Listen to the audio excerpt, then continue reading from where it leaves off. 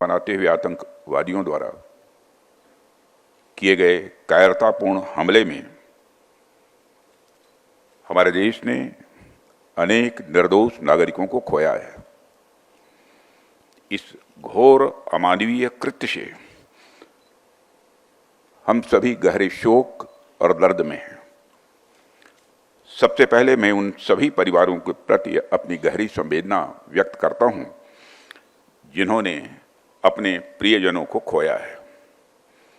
इस दुखद समय में दिवंगत आत्माओं की शांति के लिए मैं परमात्मा से प्रार्थना करता हूं। यहां मैं भारत के दृढ़ संकल्प को दोहराना चाहूंगा कि टेररिज्म के खिलाफ हमारी जीरो टॉलरेंस की पॉलिसी है। भारत का एक एक नागरिक इस कायरतापूर्ण हरकत के खिलाफ एकजुट है। मैं इस मंच से देशवासियों को आश्वस्त करता हूं, घटना के मद्देनजर भारत सरकार वो हर कदम उठाएगी जो जरूरी और उपयुक्त होगा।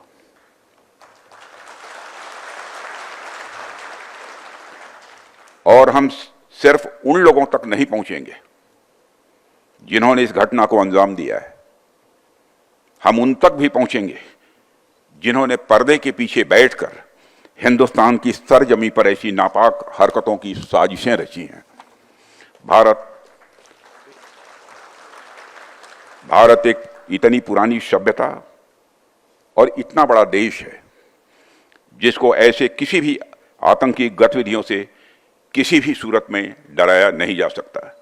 ऐसी हरकतों का जिम्मेदार और इसके जिम्मेदार लोगों को आने वाले कुछ ही समय में जोरदार तरीके से नजर आएगा। मैं देशवासियों को आश्वस्त करना चाहता हूं।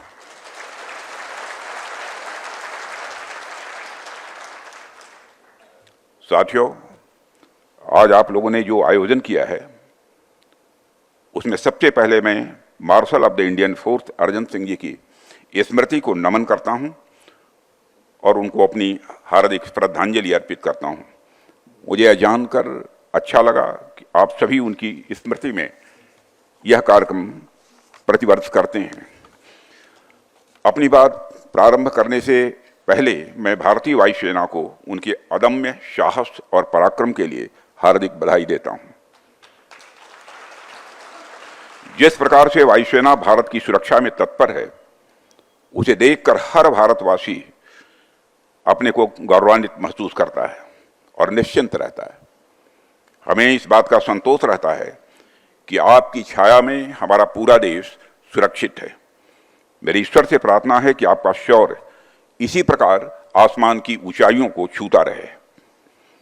आज आपने जो यहाँ पर चर्चा के लिए, बातचीत के लिए विषय रखा है, transformation of the Indian force, मैं समझता हूं कि यह विषय न केवल हमारी एयरफोर्स की अब तक की पूरी यात्रा को अपने भीतर समेटता है, बल्कि यह आने वाले समय में इसकी भूमिका को और सशक्त करने के डिस्कोर्स को भी हमारे सामने रखता है।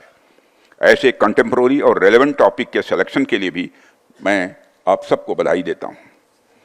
साथियों, आज मैं खुद को गौरवान्वित महसूस कर रहा हूं कि मुझे ऐसे ऐतिहासिक व्यक्तित्व के बारे में अपनी बात रखने का अवसर आप सबने दिया है। यह हम सबका सौभाग्य है कि अर्जन सिंह जी जैसे विजनरी मिलिट्री लीडर्स इस देश में पैदा हुए। उनकी लीडरशिप, उनका विजन और देश के प्रति उनका समर्पण इनक्रेडिबल रहा है। वो अपने दौर के एक विजनरी मिलिट्री लीडर तो थे ही, उनका विजन आज भी उतना ही रेलेवेंट है और आज भी वह भारतीय वायुसेना के लिए और हमारे युवाओं के लिए किसी इंस्पिरेशन से कम नहीं है। उनकी जीवनी अपने आप में इतनी मोटिवेटिंग है जो आने वाली कई पीढ़ियों तक हम सभी को इंस्पायर करती रहेगी। मैं देख रहा था कि केवल 19 साल की उम्र में ही उनका सिलेक्शन प्रतिष्ठित रॉयल एयरफोर्स कॉलेज के लिए हुआ था और वहां उनका प्रदर्शन इतना उत्कृष्ट था कि उन्होंने अपनी कक्षा में शीर्ष स्थान प्राप्त किया था। फिर उसके बाद जैसे ही सेकंड वर्ल्ड वॉर की शुरुआत हुई, उसमें उनके स्क्वाड्रन को इम्फाल भेजा गया था, जहां पर उन्होंने अराकान अभियान के दौरान असाधारण नेतृत्व का परिचय दिया। उसके बाद 15 अगस्त 1947 को आज़ादी की इस ऐतिहासिक अवसर पर अर्जन सिंह जी ने 12 टेम्पेस्ट विमानों के साथ एक भव्य फ्लाई पास्ट का भी नेतृत्व किया था। साथियों, लोगों के पास आर्म्ड फोर्सेज में आने के अलग अलग कारण हुआ करते हैं, लेकिन कुछ लोग ऐसे होते हैं जो बने ही आर्म्ड फोर्सेज के लिए होते हैं। अर्जन सिंह जी वैसे ही थे। और इसका पता हमें इस बात से भी चलता है कि जब सेकंड वर्ल्ड वॉर की शुरुआत हुई तो उन्होंने खुद ही रिक्वेस्ट किया था कि मुझे मोर्चे पर भेजा जाए, मैं जंग में जाना चाहता हूं। वह समस्याओं से भागने वाले व्यक्ति नहीं थे, वह समस्याओं का डटकर सामना करते थे। शायद यही कारण है कि आज इतिहास में उनका एक विशिष्ट स्थान बना हुआ है। साथियों, इतिहास में ऐसे बहुत कम लोग होते हैं जो इतिहास का हिस्सा भी होते हैं और इतिहास का निर्माण भी करते हैं। अर्जन सिंह जी उनमें से एक थे। 1965 में पाकिस्तान के खिलाफ युद्ध में जो उनकी भूमिका रही है उससे हम सब अच्छी तरह परिचित हैं। यह उनकी विजनरी लीडरशिप का ही उदाहरण था कि महज 1 घंटे के अंदर इंडियन एयरफोर्स की दुश्मन के खिलाफ काउंटर अटैक उन्होंने प्रारंभ कर दिया। इस महत्वपूर्ण युद्ध में उनकी इनक्रेडिबल लीडरशिप और विशिष्ट सेवा के लिए अर्जन सिंह को भारत के दूसरे सर्वोच्च नागरिक सम्मान पद्म विभूषण से सम्मानित किया गया। बाद में 1966 में चीफ ऑफ एयर स्टाफ से प्रमोट कर उन्हें एयर चीफ मार्शल बनाया गया और अर्जन सिंह जी भारतीय वायुसेना के इतिहास में इस प्रतिष्ठित पद पर प्रमोट होने वाले पहले अफसर बने। साथियों, वैसे तो उनके बारे में जितना कुछ कहा जाए मैं मानता हूं कि वह कम है। उनके बारे में कई आर्टिकल्स भी लिखे जा सकते हैं, कई किताबें भी लिखी जा सकती हैं, कई इंडिपेंडेंट लेक्चर्स भी किए जा सकते हैं, फिर भी कुछ बहुत सारी बातें छूट जाएंगी क्योंकि उनका जो व्यक्तित्व था और उनके काम का जो दायरा था वह इतना विस्तृत था कि उसे कुछ शब्दों में बात पाना यह लगभग असंभव है। आज भी भारतीय वायुसेना पर उनकी छाप हमें स्पष्ट रूप से देखने को मिलती है और यह बात भी एक हद तक सही है कि जब भी कोई संस्था सफलता की ओर अपने कदम बढ़ाती है तो उसमें उसके फाउंडिंग फादर्स के विजन का बहुत ही इम्पॉर्टेंट रोल होता है। जो विजन, जो इथोस उन्होंने हमें दिया था वह आज इंडियन एयरफोर्स के प्रोफेशनलिज्म और परफॉर्मेंस में स्पष्ट रूप से दिखाई देता है। आज यदि हमारी सेना दुनिया की सशक्त वायु सेनाओं में से एक है तो इसके पीछे कहीं न कहीं उनके विजन का एक बहुत महत्वपूर्ण योगदान है। साथियों, जब भी मैं इंडियन फोर्स से जुड़े हुए किसी इवेंट में आता हूं तो स्वाभाविक रूप से मेरे जहन में वायुसेना का इतिहास चलने लगता है। इंडियन एयर फोर्स की यात्रा अपने आप में एक कहानी है। कहानी नहीं बल्कि मैं कहूंगा कि यह इपिक है, एक एस्पायरिंग इपिक, एक इंस्पिरेशनल इपिक और एक ट्रांसफॉर्मेशनल इपिक जो सिर्फ आसमान में उड़ान भरने की नहीं बल्कि राष्ट्र की सुरक्षा के सपनों को हकीकत में बदलने की यह एक गाथा है। साथियों, आप जानते हैं कि इंडिपेंडेंस के बाद किन परिस्थितियों में हमारी एयरफोर्स आगे बढ़ी है। कितने कम रिसोर्सेस के साथ हमने एक नई शुरुआत भी की है। न जाने कितनी कठिनाइयां हम सबको झेलनी पड़ी हैं, लेकिन उन तमाम समस्याओं को झेलने के बाद भी हमारी एयरफोर्स कहीं रुकी नहीं, कहीं थमी नहीं, बल्कि लगातार और सशक्त होती चली गई। इसमें नए नए मजबूत विंग्स जुड़ते गए। 1965 की जंग हो या 1975 की जंग हो, गोवा लिबरेशन ऑपरेशन या फिर 1999 की कारगिल वार हो, ऐसे अनेक मौके आए हैं जहां इंडियन फोर्स एक डिसाइसिव फैक्टर के रूप में उभरी है। आज स्थिति यह है कि हम दुनिया की सबसे ताकतवर फोर्सों में से एक हैं। आज हमारी एयरफोर्स बेहद मजबूती के साथ हमारे नेशनल सिक्योरिटी के लिए एक स्ट्रांग पिलर के रूप में काम कर रही है। साथियों, यह कहने की आवश्यकता नहीं है कि नेशनल सिक्योरिटी किसी भी देश के लिए सबसे महत्वपूर्ण यह मुद्दा हुआ करता है। कोई भी राष्ट्र तभी विकास कर पाता है जब उसकी सीमाएं सुरक्षित हों और जब वह आंतरिक रूप से सिक्योर हो। और मुझे इस बात की प्रसन्नता है कि नेशनल सिक्योरिटी को इन्हांस करने की दिशा में मुझे भी कुछ न कुछ अपना योगदान करने का अवसर मिला है, पहले गृह मंत्री के रूप में और अब रक्षा मंत्री के रूप में। मेरा प्रयास रहा है कि भारत की सुरक्षा व्यवस्था को लगातार सुदृढ़ रखा जाए। यह विषय हमेशा मेरे मन के करीब रहा है। अपने इस प्रयास के दौरान मेरी अपनी एक समझ बनी कि नेशनल सिक्योरिटी को लेकर मेरा खुद का एक अलग विजन बना है, और अपनी उस समझ और विजन के आधार पर मैंने बहुत सी बातें सीखी भी हैं यहाँ आकर 11 वर्षों के अंदर, और अब उन्हीं को आधार बनाकर मैं अपनी तरफ से कुछ बातें आपके सामने भी यहाँ रखना चाहूँगा। आज कंटेम्प्रेरी वर्ल्ड में हो रहे दो प्रमुख चेंजेज पर मैं आपसे खास बातचीत करना चाहूँगा। इन दोनों चेंजेज ने आज विश्व को एक ऐसे डायनेमिक और अनसर्टेन दौर में लाकर खड़ा कर दिया है जो पहले कभी नहीं था। पहला मुद्दा है कि दुनिया भर में जियो पॉलिटिक्स और जियो स्ट्रेटजिक तरीके से जो बदलाव आ रहे हैं और जिस तरह से पावर इक्वेशंस में परिवर्तन हो रहे हैं, वो हमारे सिक्योरिटी पर्सपेक्टिव को किस प्रकार प्रभावित करते हैं, उन्हें हमें किस तरह से देखना चाहिए। और दूसरा मुद्दा यह है कि टेक्नोलॉजी के क्षेत्र में हो रहा ट्रांसफॉर्मेशन हम पर किस तरह से असर डाल रहा है। मैं पहले मुद्दे से अपनी बात की शुरुआत यहाँ करना चाहूँगा। साथियों, आज अगर हम पूरी दुनिया को एक हॉलिस्टिक नज़रिए से देखें तो हमें कई सारे परिवर्तन दिखते हैं। यदि पिछले कुछ वर्षों की बात की जाए तो यह परिवर्तन और तेज हुए हैं। एक तरफ तो कई पुराने सिक्योरिटी अरेंजमेंट्स में तनाव की स्थिति दिख रही है, कई पुराने इंटरनेशनल अलायंसेस टूटते हुए दिखाई दे रहे हैं, तो दूसरी तरफ कुछ नए नए स्ट्रेटजिक इक्वेशन या अलायंसेस बनते हुए भी हमें दिखाई दे रहे हैं।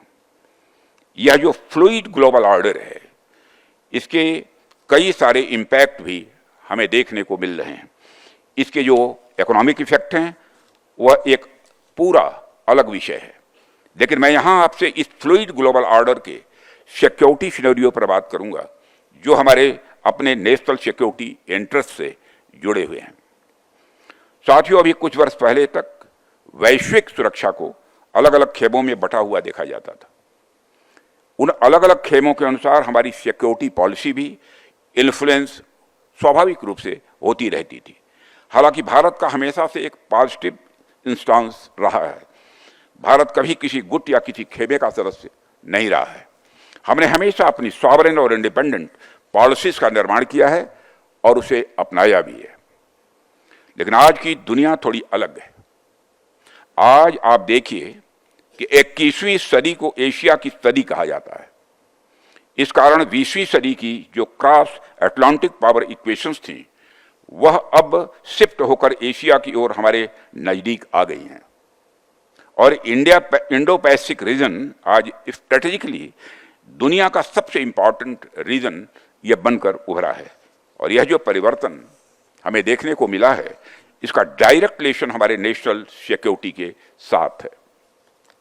मेरे कहने का यह अर्थ है कि in shifting Jio strategic equations का हमारी नेशनल सिक्योरिटी के साथ जितना डायरेक्ट इंटरेस्ट आज है उतना पहले कभी नहीं था। और यह जियो स्ट्रेटजिक अनसर्टेनिटीज हमारी नेशनल सिक्योरिटी के लिए किस प्रकार के चैलेंजेस ला रही है और हम इन्हें किस प्रकार से हैंडल करने के लिए तैयार हैं, यह आज हमारे सामने एक प्रमुख मुद्दा है। सरकार और पॉलिसी मेकर्स इस दिशा में अपनी ओर से प्रयास कर रहे हैं, लेकिन जाहिर सी बात है इसमें इंडियन एयरफोर्स का योगदान भी बहुत ही इंपॉर्टेंट होने वाला है। साथियों, जो दूसरा महत्वपूर्ण मुद्दा है वह टेक्नोलॉजिकल ट्रांसफॉर्मेशन का है। अभी मैंने जिन परिवर्तनों की बात नेशनल सिक्योरिटी के मद्देनजर की है, उसी प्रकार के परिवर्तन डिफेंस टेक्नोलॉजी के क्षेत्र में भी हमें स्पष्ट रूप से दिख रहे हैं। बल्कि मैं तो यह कह सकता हूं, टेक्नोलॉजी के क्षेत्र में जो परिवर्तन हो रहे हैं वह बाकी सारे परिवर्तनों से कहीं अधिक तेजी से हो रहे हैं। पूरी दुनिया ने पिछले 200-300 वर्षों में जितनी प्रोग्रेस नहीं की, उससे कहीं ज़्यादा टेक्नोलॉजिकल प्रोग्रेस पिछले 15-20 वर्षों में हमको देखने को मिली है। इतनी तेजी से तो इंसान तक नहीं बदले जितनी तेजी से टेक्नोलॉजी बदल रही है।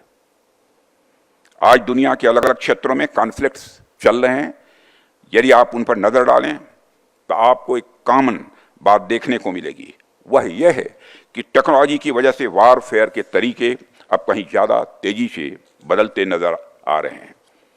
वारफेयर में अब ज़्यादा या अनप्रेडिक्टेबिलिटी और लिथैलिटी दोनों को मिल रही है। वैसे तो डिफेंस टेक्नोलॉजी लैंड, मैरीटाइम तथा एयर सभी डोमेन्स में परिवर्तन ला रही है, परंतु एयरफोर्स में इन परिवर्तनों का इम्पैक्ट कहीं ज़्यादा दिखाई दे रहा है। टेक्नोलॉजी आज हमारे एरियल वारफेयर के नेचर और कैरेक्टर में लगातार यह बदलाव ला रही है। आज का एरियल कम्बैट डोमेन जमीन से कुछ फीट ऊंचाई से लेकर स्पेस डोमेन तक फैल चुका है। सर्वेलेंस ड्रोन से लेकर स्पेस मिलिट्री स्टेशन तक न सिर्फ एरियल कम्बैट डोमेन में विस्तार हुआ है, बल्कि इसकी कॉम्प्लेक्सिटी में भी हाल के समय में बहुत ज़्यादा बढ़ोतरी भी हुई है। इसमें हमें आश्चर्य भी नहीं करना चाहिए, क्योंकि यह पूरा युग ही टेक्नोलॉजी के क्षेत्र में रिवॉल्यूशनरी ब्रेक थ्रो का युग है। आए दिन हमें ऐसे ऐसे टेक्नोलॉजिकल इक्विपमेंट्स देखने को मिलते हैं जो महज कुछ महीने या कुछ वर्षों पहले तक एग्जिस्ट ही नहीं करते थे। आर्टिफिशियल इंटेलिजेंस या फिर उसके कई सारे एप्लीकेशंस ने आज पूरी दुनिया में तहलका मचाया हुआ है। साथियों, डिफेंस के क्षेत्र में भी आर्टिफिशियल इंटेलिजेंस का रोल तेजी से बढ़ा है और बढ़ने वाला है। आर्टिफिशियल इंटेलिजेंस के अलावा hypersonic directed energy weapons, quantum computing इत्यादि ने भी वारफेयर को और ज्यादा अनसर्टेन बना दिया है।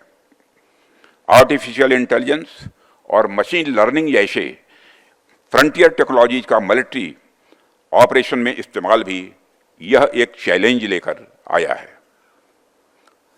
अनमैन्ड एरियल व्हीकल का मिलिट्री रोल में इस्तेमाल भी एक चैलेंज पेश कर रहा है। साइबर और स्पेस तथा इस तरह की अनेक टेक्नोलॉजी ने वारफेयर में एक नया अनकन्वेंशनल कंपोनेंट जोड़ा है। हालांकि कई बार मैं यह भी सोचता हूं कि हम जिन्हें कल तक वारफेयर या का अनकन्वेंशनल तरीका मान रहे थे, क्या वे आज वास्तव में अनकन्वेंशनल रह गए हैं? तेजी से हो रहे टेक्नोलॉजिकल डेवलपमेंट्स के मद्देनजर ये अनकन्वेंशनल मेथड्स तेजी से कन्वेंशनल रियलिटी का रूप लेते हुए नजर आ रहे हैं। आज की यह स्थिति बताती है कि वारफेयर का जो पुराना हार्डवेयर बेस्ड सिस्टम था, वह अब सॉफ्टवेयर बेस्ड सिस्टम की ओर आगे बढ़ रहा है। और जो कॉन्फ्लिक्ट्स हमें अभी देखने को मिल रहे हैं, इसका आकलन करके एक बात तो निश्चित रूप से कही जा सकती है, और वह यह कि आने वाले समय में वारफेयर भी सॉफ्टवेयर बेस्ड सिस्टम पर ज्यादा डिपेंड करेगा। साथियों, कुल मिलाकर मैं यह कहना चाहता हूं कि परिस्थितियां चाहे जियो स्ट्रेटेजिक हों या टेक्नोलॉजिकल ट्रांसफॉर्मेशन की हों, दोनों परिस्थितियां आज पहले की तुलना में कहीं अधिक कॉम्प्लेक्स हैं।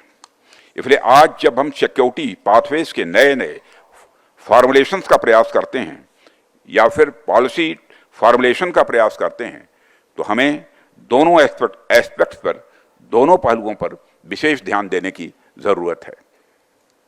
चाहे शिफ्टिंग ग्लोबल ऑर्डर हो या टेक्नोलॉजिकल चेंजेस, दोनों ने हमारी ओवरऑल सिक्योरिटी सिनेरियो पर डायरेक्ट इम्पैक्ट डाला है। आज हमारी सीमाएं, चाहे वह नॉर्दर्न बॉर्डर हो, वेस्टर्न बॉर्डर हो, ईस्टर्न बॉर्डर हो या फिर इंडो पैसिफिक हो, ये कहीं ज़्यादा वल्नरेबल हैं। हालांकि इन सीमाओं पर चैलेंजेस पहले भी थे, इस सच्चाई को नकारा नहीं जा सकता, लेकिन हालिया परिस्थितियों को देखते हुए यह और ज़्यादा इंटेंस हो गए हैं। लेकिन मुझे आपसे यह बताते हुए बड़ी प्रसन्नता हो रही है कि पिछले 10-11 वर्षों में हमारी सरकार ने इन सिचुएशंस को न सिर्फ अच्छे से समझा है, बल्कि उनके अकॉर्डिंग स्टेप्स भी उठाए हैं।